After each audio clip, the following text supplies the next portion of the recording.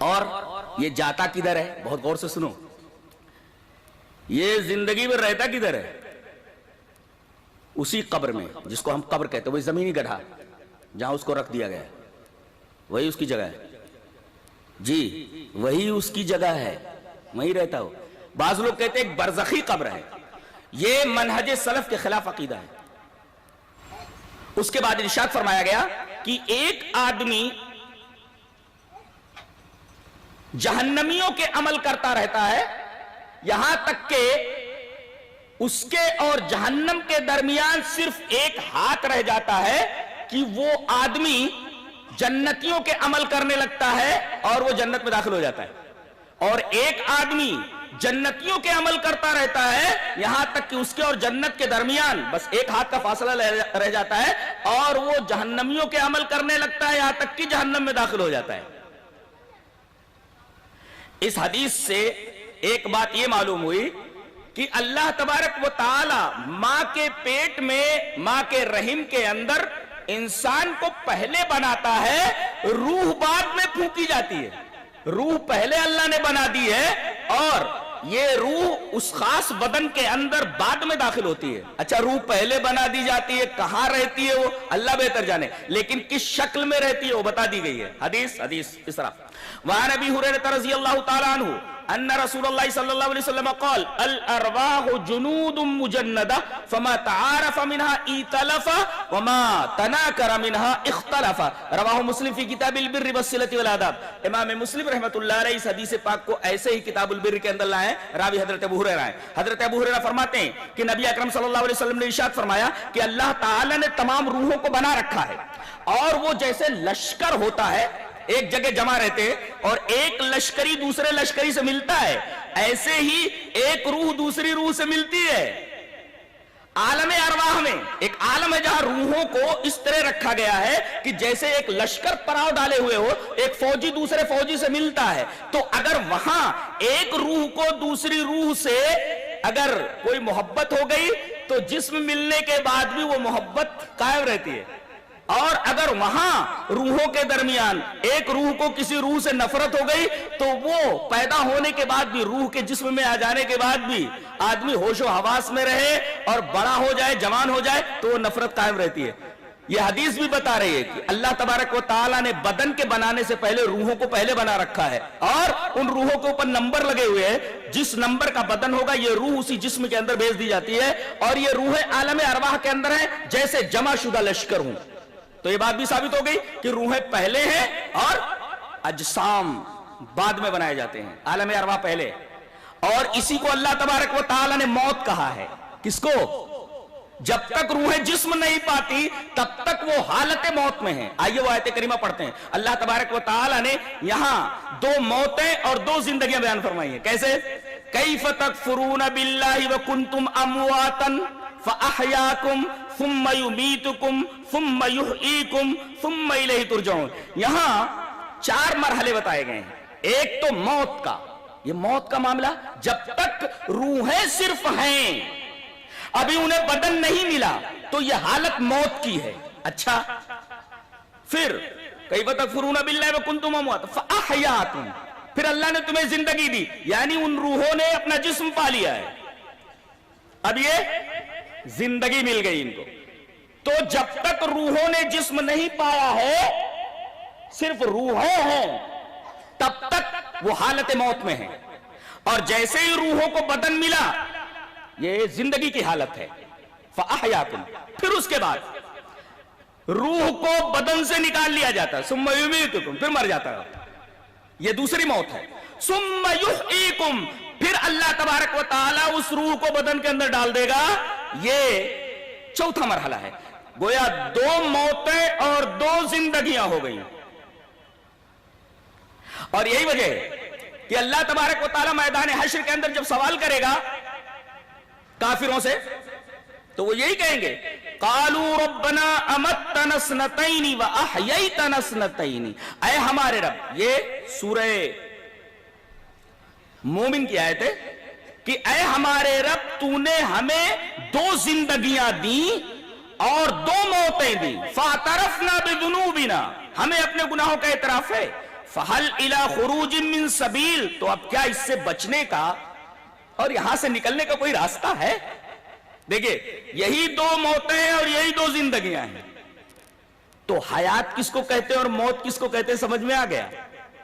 جب تک روح بدن سے نہ ملے حالت موت ہے، روح بدن سے مل جائے، کلی طور پر متصل ہو جائے تو یہ زندگی کی حالت ہے۔ اچھا کلی طور پر بدن سے نکل جائے یہ موت کی حالت ہے۔ اب اگر کوئی ایسی حالت ہو کہ پوری طرح روح بدن سے نہ نکلے تو اسے نہ زندگی کہہ سکتے ہیں نہ اسے موت کہہ سکتے ہیں، جی جیسے خواب کی حالت ہے۔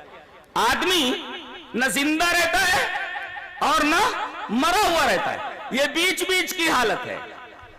یہ جو پلین جا رہا ہے میدان حشر کی طرف، جس کے کیپٹن ملک الموت ہیں، یہ بیچ میں کہیں ہالٹ کرتا ہے؟ جی ہاں، تھوڑی دیر کے لیے ہالٹ کرتا ہے۔ یہ جہاں تھوڑی دیر کے لیے ہالٹ کرتا ہے اسی کا نام عالم برزخ ہے، اسی کو ہم قبر بولتے ہیں۔ تھوڑی دیر کے لیے ہالٹ کرتا ہے، یہاں رکتا ہے تھوڑی دیر کے لیے۔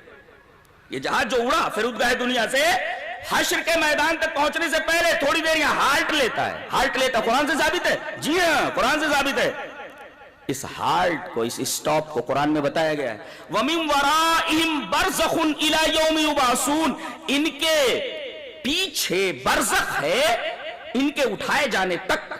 اس کا مطلب یہ ہوا کہ یہ برزخ، اس کا ایک سرا دنیا سے ملا ہوا ہے اور ایک سرا آخرت سے ملا ہوا ہے، اور یہ حالت بالکل ویسے ہی ہے جیسے نیند کی حالت ہوتی ہے، نہ یہاں پوری زندگی ہے نہ یہاں پوری موت، اور یہاں کی جو کیفیت ہے زندگی کی بالکل وہی کیفیت ہے جو آدمی کی سوتے وقت ہوتی ہے۔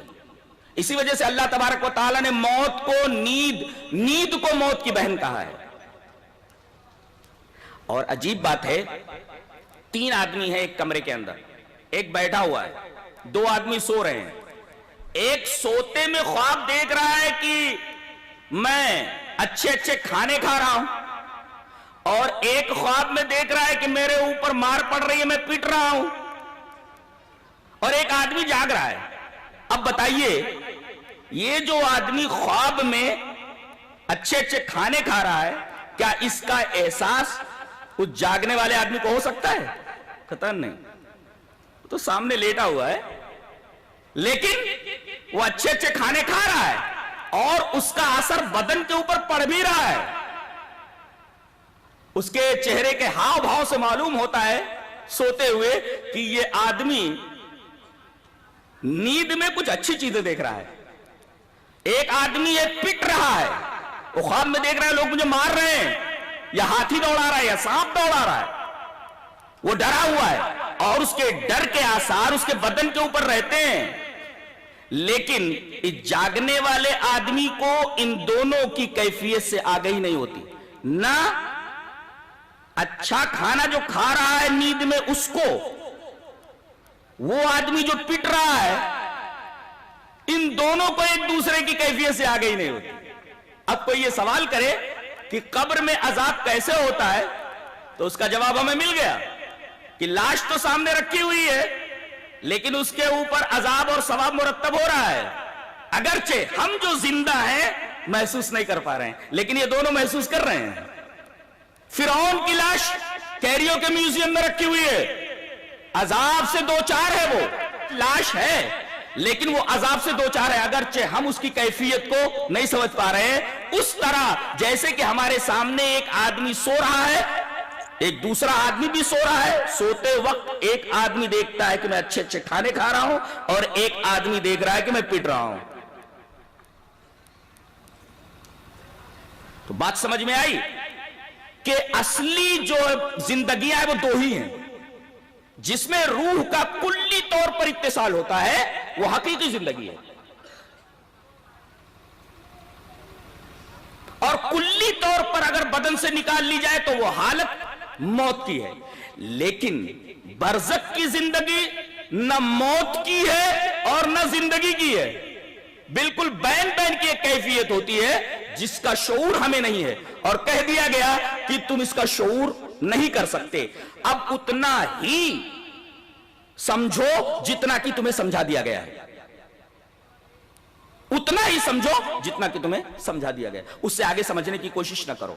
अजीब बात तो यह है कि एक आदमी अभी कब्र में गया नहीं और वो बोल रहा है वो। दलील ये हदीस पाक, वान सईद अल-मक़बूरी अन अबीही अन्नहु समिअ अबा सईद अल-खुदरी अन्न रसूलुल्लाह सल्लल्लाहु अलैहि वसल्लम क़ाल इज़ा उज़ियतिल जनाज़तु फ़इन वहतमलहा अर्रिजालु अला आनाक़िहिम फ़इन कानत सालिहतन क़ालत क़द्दिमूनी व इन कानत गैर सालिहतिन क़ालत या वैलहा अयन यज़हबून बिहा यस्मउ सौतहा कुल्लु शैइन इल्ला अल-इंसान वलौ समिअहु लसइक़ा। रवाहुल बुखारी फी किताबिल जनाइज़। हजरत इमाम बुखारी इस पूरी हदीस को ऐसे ही बुखारी शरीफ किताबुल जनाइज़ के अंदर लाए। कहते हैं कि जब जनाजा रख दिया जाता है, देखो आदमी मर गया, जनाजा रख दिया गया है, नहला धुला करके उसे खाट पे रख दिया गया है। अब वह तमलहा रिजालु अला आनाक़िहिम, और लोगों ने खाट को, उस जनाजे को मय्यत समेत अपने कांधों के ऊपर उठा लिया है। वह तमलहा रिजालु अला आनाक़िहिम, उस जनाजे को जो नहला धुला करके कफन पहना करके जो रख दिया गया है खाट के ऊपर, उस खाट को लोगों ने अपने कंधों पर उठा लिया है। अला आनाक़िहिम, अब लेकर चल रहे हैं। फ़इन कानत सालिहतन, अगर ये मरने वाला आदमी नेक है तो कालत, तो बोलता है, क्या बोलता? क़द्दिमूनी, अरे मुझे जल्दी जल्दी ले चलो, मेरी नेमतें मेरा इंतजार कर रही हैं। एक बात मालूम हुई कि मरने वाले को अपना अंजाम मालूम है। अगर नेक है तो ये समझ जाता है कि मेरे लिए नेमतें तैयार है, तभी तो कहता है फ़इन कानत सालिहतन क़ालत क़द्दिमूनी, अरे मुझे जल्दी से यहां से ले चलो, नेमतें मेरा इंतजार करे। जल्दी क्यों मचा रहा है? इसका मतलब है उसे अंजाम मालूम है कि वहां नेमतें हैं मेरे मुंतजिर। अच्छा, वइन कानत गैर सालिहतिन, अगर वो नेक नहीं है, बुरा आदमी है, तो कहते या वैलहा अयन यज़हबून बिहा, हाय मुझे कहां ले जा रहे हो? इसलिए कि उसको अंजाम अपना मालूम है कि बड़ी मार पड़ने वाली है वहां। अयन यज़हबून बिहा, हाय अफसोस, हाय मेरी तबाही, हाय मेरी तबाही, बोला यानी मैं तबाह हो गया हूं, हाय मेरी, या वैलहा, हाय मेरी तबाही, अयन यज़हबून बिहा, हाय मुझे कहां ले जा रहे हो? और ये ऐसे नहीं बोल रहा है, बल्कि इसकी आवाजें सुनी जा रही हैं। ये जो बोल रहा है, कौन सुन रहा है? यस्मउ सौतहा कुल्लु शैइन इल्ला अल-इंसान, सिवाय इंसान के सारी चीजें इसकी आवाज सुनती हैं। अरे मकान जहां से आप ले जा रहे हैं मय्यत को, मकान सुनता है उसकी आवाज। जानवर खड़ा हुआ है, जानवर उसकी आवाज को सुनता है। सारी चीजें उसकी आवाज को सुनती हैं। इंसान क्यों नहीं सुनता? वलौ समिअहु लसइक़ा, अगर सुन ले तो मर जाए। सईक माने बेहोश हो जाए, बेहोश होकर मर जाए। इसी वजह से उसे यह आवाज नहीं सुनाई जाती। इसका मतलब वो बोलता है, सारी चीजें हकीकत में सुनती हैं, मजाजन नहीं, हकीकत में सुनती हैं। सिर्फ इंसान नहीं सुनता, अगर सुन ले तो मर जाए। तो यहां तो मुर्दा बोल रहा है। ये बोलना कैसा है? सारी चीजें सुन ले, सिर्फ इंसान नहीं सुन रहा है। क्या हम उसके होंठ हिलते हुए देखते हैं? अरे जब आदमी बोलता है तो उसके होंठ हिलते हैं।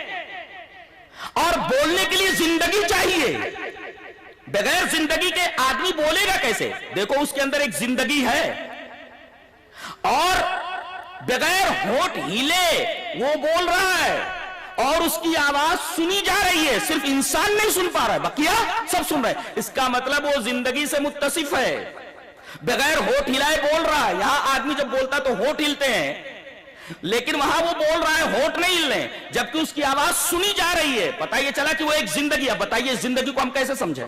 कुछ समझ में आ रही है? जिंदगी बोल भी रहा है बगैर होंठ हिले। एक जिंदगी है, इसलिए कि बोलने के लिए जिंदगी होनी चाहिए, लेकिन होंठ भी नहीं हिल रहे, बोल भी रहा है, आवाज सुनी भी जा रही है, सुनने वाले सुन रहे हैं। ये कैसी जिंदगी है? पता चला जिंदगी है, लेकिन उस जिंदगी का शऊर तुम्हें नहीं दिया गया है। ये एक दूसरा आलम है। मरा आदमी एक दूसरे आलम में पहुंच गया। अगरचे मय्यत तुम्हारे सामने है, लेकिन हकीकत में वो बरज़खी जिंदगी से मुत्तसिफ है, वो जिंदा है वो। लेकिन ये कौन सी जिंदगी है हमें मालूम नहीं। वला हयाउन वला किल्लत शऊरून, ये जिंदगी है, मगर इस जिंदगी की कैफियत क्या है इसका शऊर तुम्हें नहीं दिया गया है। जितना बता दिया गया है उसी पर इक्तिफा करो।